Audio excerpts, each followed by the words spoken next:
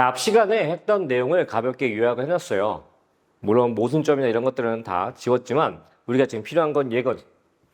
자, 이걸 보면 우리가 앞에서 광전효과의 조건에 대해서 얘기를 했었는데 이게 왜 필요하냐? 에너지는 크기 성분이기 때문에 항상 양수일 수밖에 없어요.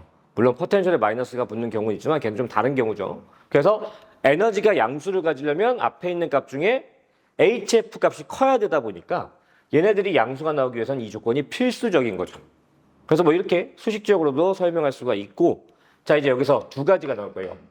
과연 기존의 상황에서 진동수를 변화시켰을 때 어떤 결과가 달라질지, 또는 빛의 세기. 빛의 세기라고 하면 밝기를 얘기하는 거죠. 밝기가 변화했을 때 어떤 결과가 달라지는지. 이게 중요합니다. 자, 진동수를 변화시키게 되면 여기서 빛 에너지가 증가하는 거죠. 아, 지금 상황은 진동수가 증가했다고 가정을 한 거예요. 그럼 진동수가 증가한 상황에서 빛 에너지도 증가하니까 뭐가 달라지겠어요? 그러면 이 식에서 일함수는 금속의 고유한 물리량이라고 했으니까 얘는 고정값이고 얘만 증가하는 거니까 운동 에너지가 증가하겠죠. 이 K가. 자, 여기서 학생들이 그냥 이미지 따라서 바로 오해해 버리는데 운동이 증가하면 전자가 빨라지겠네. 그러면 전류에 대한 질문이 들어오면 전류가 증가하겠네 라고 생각을 연결을 한단 말이에요. 자, 하지만 이거는 여러분들이 그냥 이미지상 찍은 거나 마찬가지예요. 전류가 정확히 뭔지 이해를 안 하고 이미지만 따라간 거예요. 전류가 뭐였냐? 우리가 중학교 2학년 때 배우죠. 전류라고 하는 거는 도선의 단면을 통과하는 단위 시간 동안 얼만큼의 전하량이 전자가 통과하는지, 초당 쿨롱 전하량, 이게 암페어 단위의 전류를 정의를 했던 거야.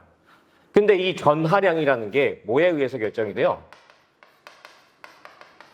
전하량이라고 하는 거는 전자의 수와 관련되어 있는 값이에요. 자, 그러다 보니 여기서 조금 짚고 넘어갈게. 물론 전자가 빨라진 건 맞아요.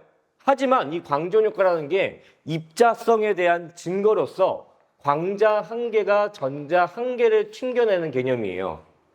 그러다 보니까 광자 수가 전자 수를 바꿀 건데 얘는 그런 상황이 아닌 거예요. 단지 똑같이 기존과 똑같이 한 개의 전자를 튕겨낼 건데 그 전자가 빨리 튕겨나올 뿐이야. 자, 그럼 빨라지면 얘가 T가 감소해서 되지 않냐? 그게 아니에요. 지금 여기는 금속의 그 어떤 기전력이랄까요? 전압이 없던 상태에서 빛에너지가 전자의 운동에너지를 만들기 때문에 기존에 들어있는 자유전자는 전류로서의 전자라고 취급을 할 수가 없어요. 그러다 보니까 광전효과에 의해서 튕겨나온 전자만 전류로서 취급이 되다 보니까 그 전자 수는 광자수, 빛의 밝기만 영향을 줄 수가 있는 거죠. 자, 해서 이런 상황이 잘못되어 있고, 다시 정리하면 운동 에너지가 증가한 것까지는 맞는데 전류값은 그러면 어떻게 되는 거야? 따라서 전류는 일정하다라는 결론을 내셔야 돼요. 자, 중요합니다. 그래서 광전효과 문제는 굉장히 심플해요. 빛의 진동량을 변화시키면 전자의 운동 에너지만 변하고 전류는 변하지 않는다. 이게 끝이에요. 자, 얘는 반대입니다. 빛의 세기가 증가한다는, 밝아진다는 건 예를 들어 밝아졌다. 그러면 광자수가 증가했다는 얘기예요. 날라오는 광자수가 많았다. 그럼 당연히 기존에 날라오던 전자가 광자죠, 광자. 날아오던 광자가 한 개였을 때는 전자가 하나 튕겨나가겠지만 광자가 두 개 날라오면 두 개의 전자가 튕겨나가겠죠. 이런 겁니다.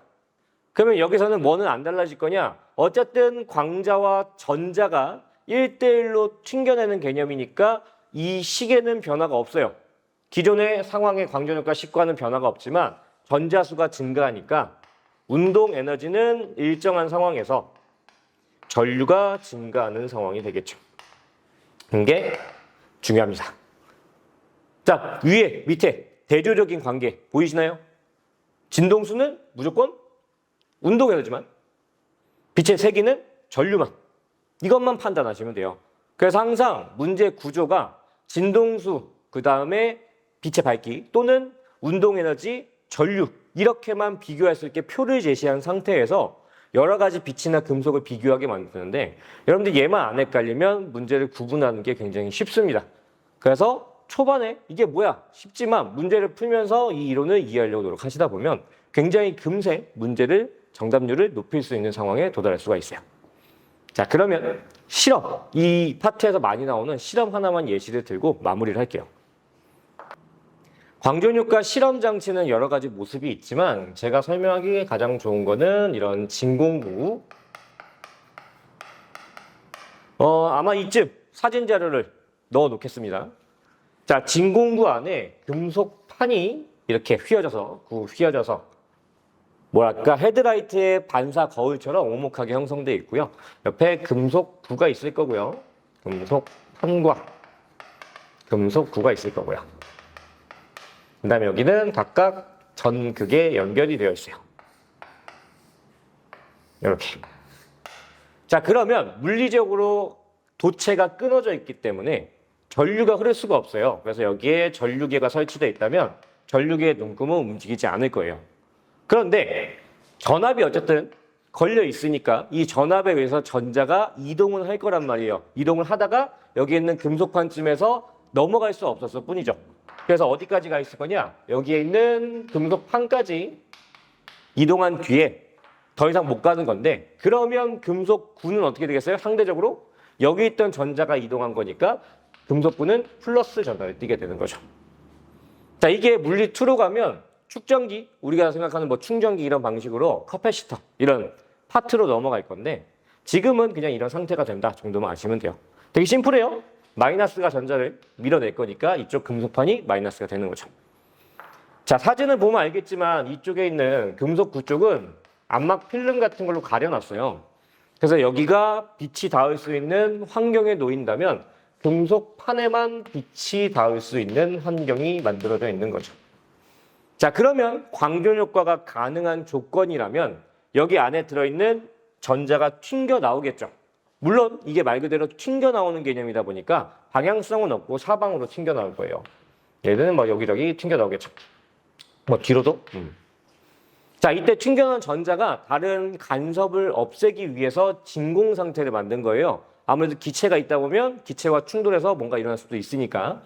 자, 그런데 튕겨나온 전자 옆에 마침 플러스 대전체가 있었기 때문에 이 대전체가 전자들을 당기겠죠. 전기적 인력을 통해서. 그래서 얘가 흡수되듯이 빨려 들어올 거니까 아무래도 끊어져 있던 도선이 완성된 것처럼 전자가 직접 뛰어넘어서 흐를 수가 있는 상황이 돼요. 그래서 얘가 전류가 측정이 될 거예요.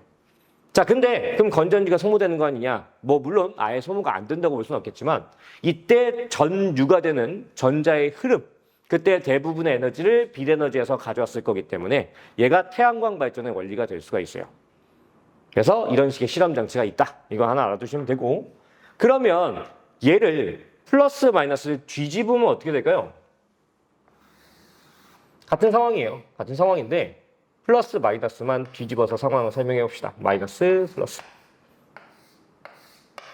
자, 그럼 옆에 있는 거랑 정반대가 돼야 되니까 금속9가 마이너스, 금속판이 플러스로 배전이 됐겠죠. 자, 이 상황에서 역시나 금속9 쪽은 가려 놓을 거고요. 이때 여기에 금속판에만 빛을 비추게 될 거예요.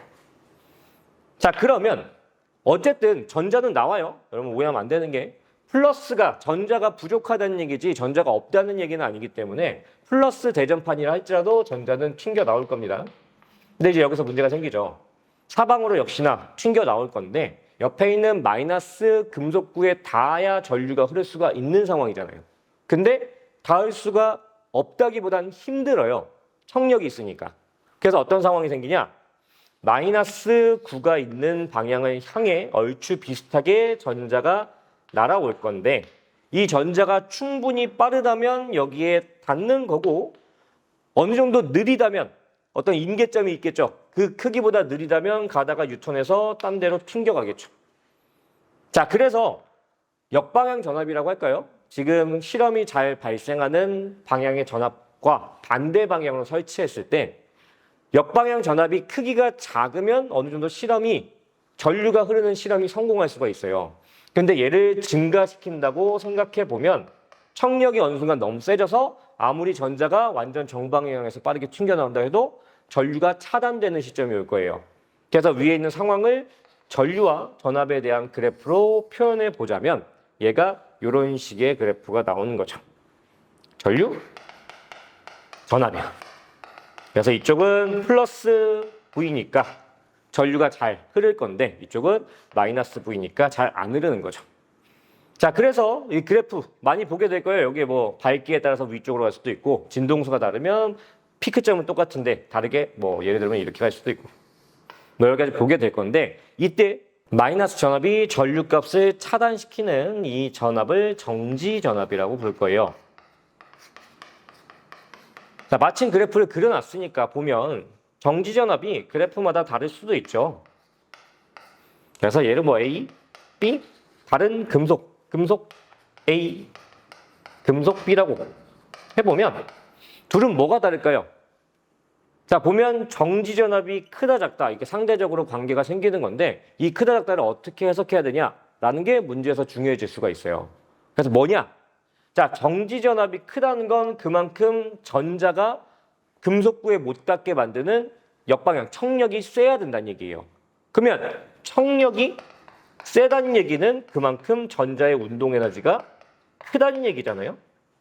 그래서 관계성에서 보면 운동 에너지가 크다는 건 똑같은 빛을 비춘다고 했을 때 E가 똑같다고 했을 때 W가 작다는 얘기가 되겠죠.